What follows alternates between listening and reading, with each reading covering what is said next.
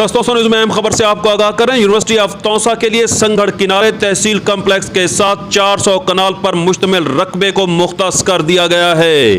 अहम खबर से आपको आगाह किया जा रहा है, यूनिवर्सिटी ऑफ तौसा के लिए रेवेन्यू डिपार्टमेंट की जानिब से 400 कनाल पर मुश्तमिल रकबे का इंतकाल भी कर दिया गया है। यूनिवर्सिटी ऑफ तौसा के लिए वज़ीर आला पंजाब सरदार उस्मान अहमद खान बुज़दार की कोशिशों से हालिया माली बजट में 3 अरब रुपए की खतीर रकम रखी गई थी।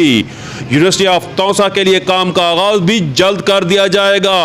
आपको बताते चलें, इससे पहले साकर मोड़ पर यूनिवर्सिटी ऑफ तौसा के लिए जगह देखी गई थी, मगर अब संगढ़ किनारे 400 कनाल रकबे को मुख्तस कर दिया गया है, जिसका इंतकाल भी हो चुका है।